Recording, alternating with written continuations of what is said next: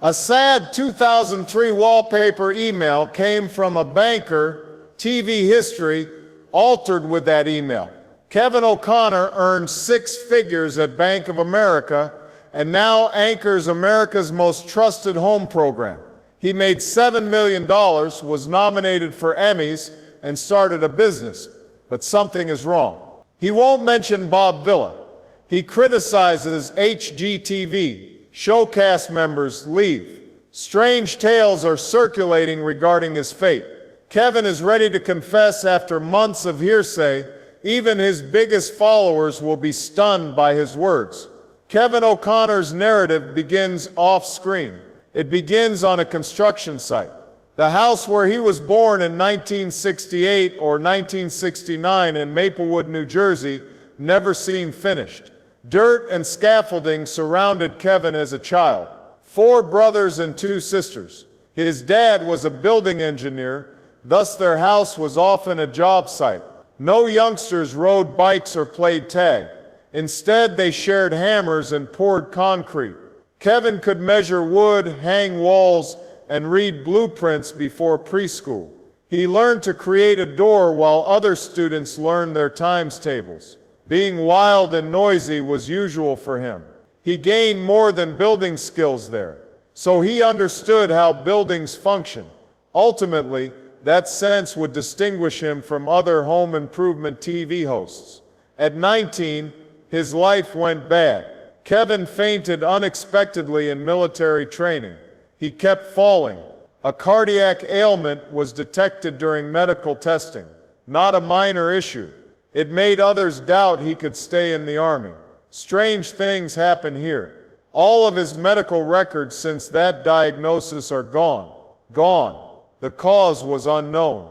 That misplaced paper would cause him difficulties in old life, especially when he sought to retrieve his health history. The experience altered his life. He lost hope of entering the military and doubted himself. Another plan is needed.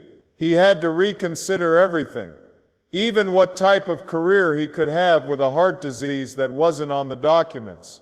He went to school. He graduated from St. Benedict's Preparatory School in Newark in 1987. Kevin wanted a strict rule-following school. His next stop was Holy Cross College to study history. Finished in 1990. History may not seem like a suitable topic for a construction show leader, but it taught him investigation, ideation, and clarity. He wasn't finished. He returned to school and earned an MBA from Boston University in 1999. This led to high-stakes business employment. He was more than book smart by graduation. He believed in himself enough to succeed in boardrooms. Kevin got more than a job. Employment in banking was simple for him. He began his career with Fleet Bank's sports banking section. This desk job wasn't boring. Stadiums and other large sports complexes were funded by him, not simply adding numbers. He built city gathering spaces. He wowed top executives with his thinking. Business real estate became possible. After joining Bank of America, he rose swiftly. Kevin was a senior VP by his early 30s. He managed million-dollar investments. His employment paid handsomely, with stock options and incentives. Anything associated with high-flying enterprise. Very much money for him. It looked amazing from outside. Then he startled everyone. Kevin O'Connor quit. He lost a top rank, a bank career, and a dream salary. Why? He remembered the sound of tools, the smell of sawdust, and the feel of a well-built wall. Beverly, Massachusetts. Kathy and Kevin O'Connor acquired a magnificent Queen Anne Victorian home in 2003. It appeared dreamy when erected in 1894. That dream ended abruptly once they moved in. From kitchen to bathroom to bedroom, every space required a fresh design. What's the true nightmare? The wall covering. It was more than old. Multiple coats of paint were applied. Many terrible design decisions existed in every room. Kevin and Kathleen scrubbed walls for months. Victorian dwellings feature rounded edges, making things harder. Wallpaper wouldn't come down. Kevin later reported that we scraped hard. This wouldn't come off. Kevin removed walls and installed new ceilings to expand the kitchen while Kathleen painted. They were late, irritated, and stranded. They panicked and emailed. Not anyone, except the cast of this ancient house, their childhood performance. No one told them that the show's creators were also developing Ask This Old House. Better timing was impossible. Kevin remarked in an email that removing the image has to be covert. No expectations, simply a plea for aid. The staff answered, not only with tips, they promised to film at Kevin's residence. Kevin was thrilled. He imagined his builder's heroes were visiting once. He didn't realize this visit was for more than painting walls. A secret test. The team filmed Ask This Old House Season 1 Episode 22. This aired on March 6, 2003. Everyone on set liked Kevin. He persisted in questioning. Not even lunch. On-show worker Tom Silva hardly had time to eat. Kevin subsequently joked that he called Tom during breaks. The creators watched carefully. They saw more than an irritated individual. They saw someone comfortable in front of the camera and asked the same questions as at home. This individual appeared hosty. Kevin rushed out to snap a group photo after the shot. He shot to remember the moment and said he'd never see them again. Strange things happened after 3 weeks. Even Kevin was called at work. His title was Senior Vice President in Bank of America's Business Real Estate Department. The phone rang, but he believed it was a loan request. The builders of this historic mansion urged him to host both spin-off and main show. He thought it was a joke. Almost certain he'd return to the bank in a year, he requested his employer to maintain his position. It looked false. It was true. Not only did they desire him, they bet the show's future on him. That was significant. Since this antique house has 2 major renovations, Bob Vila started. The first host since 1979. He made the show popular worldwide. Vila first made $200 each show. Even in his latter seasons, he made $800 each show. He earned $47,000, $188,000 in 10 years, and 235 concerts. That's less than most contractors earn annually. Vila's Rickel Home Center advertising made matters worse. Home Depot and Wurser funded the program. PBS changed its mind after he was comfortable with it. He had to choose between the program and the $500,000 agreement. The money was chosen. He was sacked immediately. Information came from the news. Next came Steve Thomas. He hosted for 14 years and received an Emmy in 1998. He wasn't on TV again until 2003, at 50. There was no goodbye or significant news. Their desire to ski and sail was vague. Strange according to insiders. He helped make this ancient mansion the genre's most popular program. He vanished suddenly. He worked on DIY's lesser shows. People were confused. Fearful producers. The next person would be under pressure. The individual they picked had never worked in TV, never tried out. Kevin O'Connor. His application was never submitted. The work wasn't requested, but he understood. Over 400 persons were considered to replace Thomas. They quit after one Kevin shot. Kevin received the offer while lounging on beach chairs in the basement with program creator Russell Morash. There was no formality. Morash recruited him for a good cause. He joined the show in 1979. Kevin was the proper mix of hope and enthusiasm. He observed 2 things an elderly homeowner needs to survive. They didn't shake hands or chat when Kevin O'Connor moved into this ancient property in 2003. Richard Trethewey, the show's straightforward plumber and heating expert, offered him a shovel. Kevin, a former Bank of America senior vice president, suddenly dug sewage pipes. This wasn't TV. It was tough labor. There were no cameras, no fast remedies. Richard was testing him. Kevin, was he there for looks or merit? Every bump and sweat drop educated me. Kevin claimed that rule was very essential. Listen, don't talk and let specialists lead. That tough lesson affected his career. Richard and others chastised him. Show's master builder Tom Silva tossed him in two. Kevin wasn't asked to act Saul-like. He instructed him to cut genuine wood for real constructions since cameras would detect every error. Tom wasn't intrigued in attractive TV hosts, someone who could learn and talk about the talent. Kevin spent hours away from the camera learning how to use equipment, measure precisely, and operate safely without delaying the crew. He was becoming more than a host, joining the gang. People saw it. He battled, learnt, and improved as they did in their sheds and yards. No one expected the next surprise. Kevin was nominated for an Emmy in 2004, 1 year after making the show. Show hosts provided excellent service. The company recognized potential in him despite his inexperience. The pick surprised others since a financial man shouldn't lead a tech event.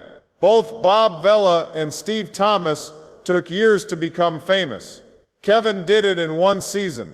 How he got along with professionals, his curiosity, and his honesty. They were crucial.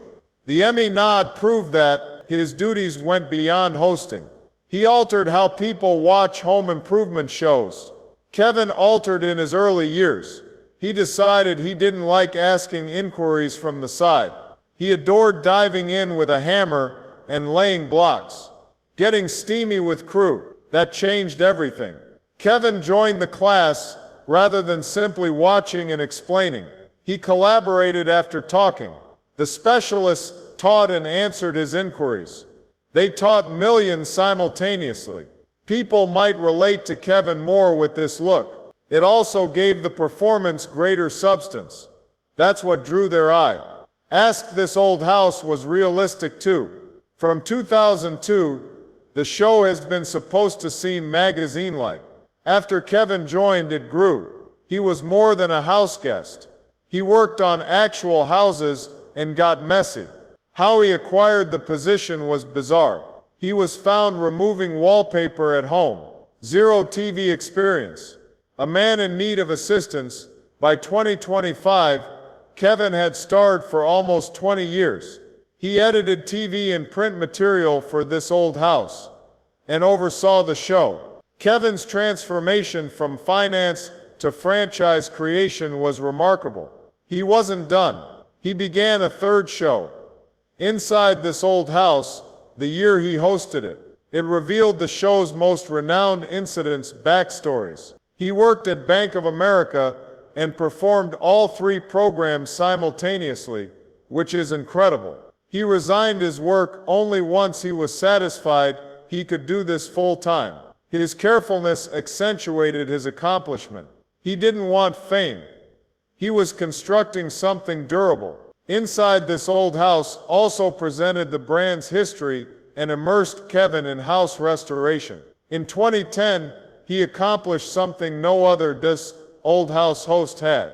Jumped to Chat Show TV. When Kevin bought this DIY network mansion, he seamlessly transitioned from public radio to TV. Amy Matthews and I hosted a presentation about smart house technologies and new building methods. Trying a fresh demographic and technique was risky yet successful. After 2 Emmy nominations, Kevin proved he could lead PBS in business. He was picked by the network for his ability to simplify complex concepts. He was believable on TV and learned a lot in real life, making him a trusted figure in the profession. His largest undertaking was writing a book. Kevin published The Best Homes from This Old House in 2011 with over 200 photos, displaying the show's greatest changes. It was different because it was personal. He made it alongside college friend Mike Casey, the photographer. 2 pals, a concept, a bestseller. Fans saw finished houses and heard behind-the-scenes anecdotes for the first time. It went beyond glass and walls. People, families, art, and beauty were involved. This Old House magazine added Kevin on its editorial board after the book sold well. His voice became the brand on TV, books, print, and online. Kevin O'Connor didn't plan to cause a stir. But one interview changed the HVAC industry. When questioned about DIY shows today, he was direct. Most of them were BS, he said. Not merely dull or lethargic, but worthless. He stated some of them couldn't hold his interest. That one line engulfed business. It surprised people. Some visitors raged. There were several speakers. The most famous home renovation TV personality portrayed this antique house. Kevin persevered and stepped up. He argued reality programs were deceiving viewers with weekend changes, illogical expenses, and unreasonable timelines. He stated homemakers were failing to copy these modifications, not because they were stupid, considering the shows were false. It angered me.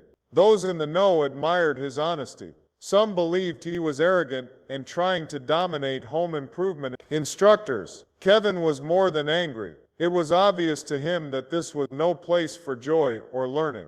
HGTV transformed home improvement programs into reality. Another choice was PBS, which Kevin liked because it taught practical skills. He called it the thought war. Television made people wasteful, he argued. Make an attractive house and sell it quickly. However, he wanted to highlight the genuine craftsmanship of house building. He even stated bright displays were unhealthy. Many imagined they could gut their kitchen in one weekend and do it perfectly. This viewpoint might harm others. HGTV stars soon retaliated. Kevin was criticized for not communicating. They weren't building churches. They provided normal people hope for house improvement. Kevin didn't move as the gap widened. People were most perplexed by Kevin's silence. This 1979 home was built by who? Bob Vila departed in 1989 on a cloud. Kevin never mentioned him. Bob was earning $500,000 a year hosting a public television show. He sponsored a Home Depot competitor and the program, which caused problems. Kevin didn't speak when compelled to leave. Over 20 years without a word. No tribute. Don't judge. Nothing. Insiders feel the quiet is intentional. A good idea. Vila remains a home improvement powerhouse. Past discussions may worsen problems. Kevin always saw the broader picture and avoided battles that hurt him. Even during hard times, he retained acquaintances on all sides of the company. Kevin will be loud in one spot. Skill at work. If you criticize 100-year-old house construction, he will correct you. Old builders were savvy, he argues. They used what they had wisely. Coal is inexpensive. Zero fiberglass protection and power tools. Don't bother.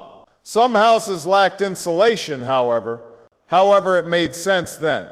Kevin claims that modern builders mock these decisions without understanding them. He dislikes little houses too. Lots of people claim smaller is better. Kevin claims that size doesn't always imply inefficiency. He claims that a modern 5,000 square foot house uses less energy than a poorly built 1,000 square foot house from 15 years ago. He fought sustainability researchers, but he doesn't care. He wants people to comprehend before judging.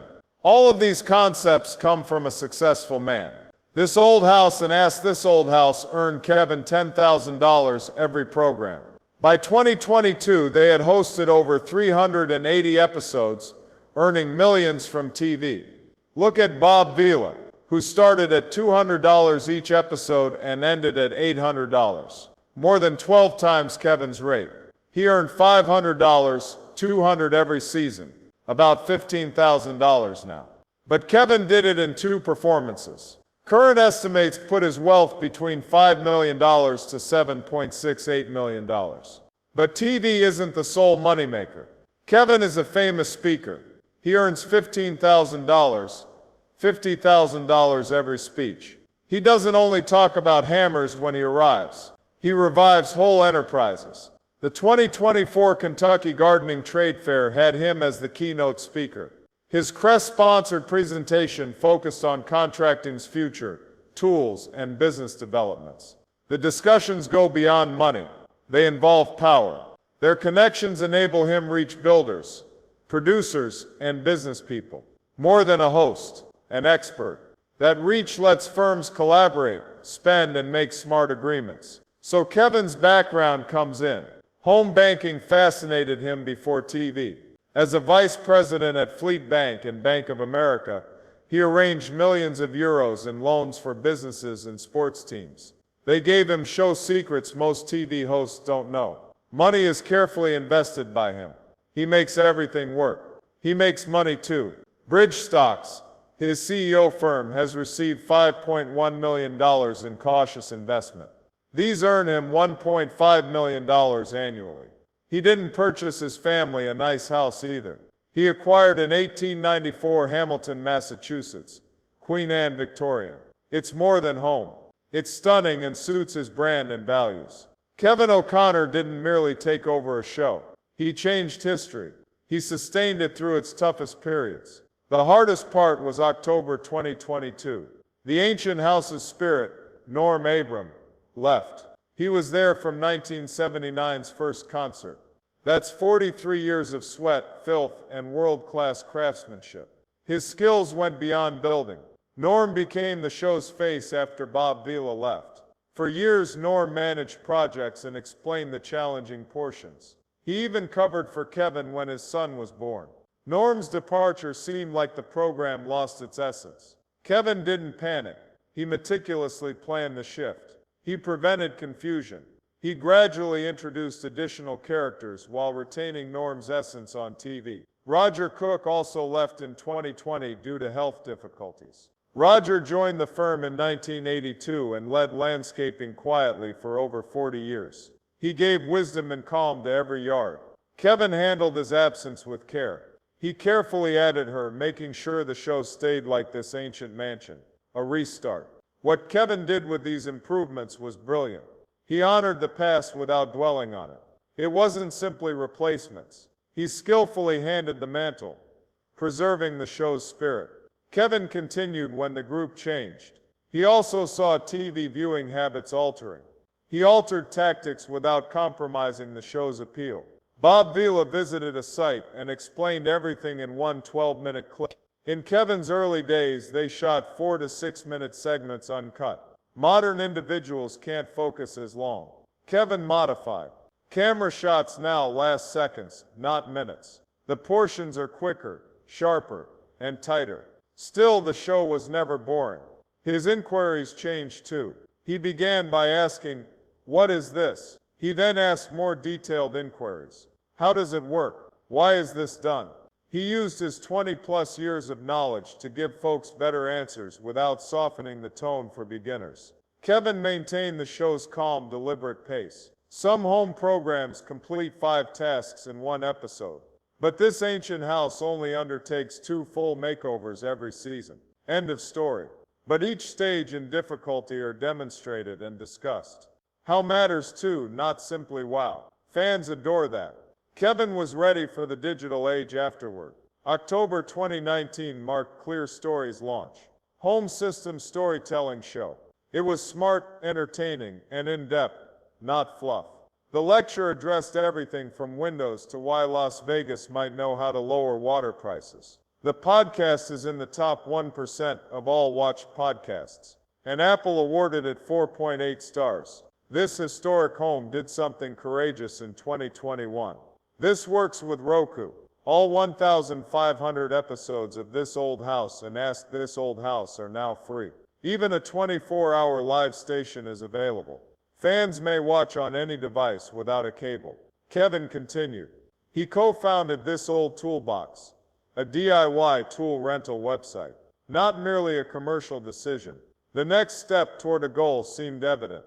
Putting the show's teachings next to job tools. Kevin O'Connor leads a home renovation program, but he also preserves a tradition, modernizes an old model, expands into new platforms, and links media, education, and real-world action.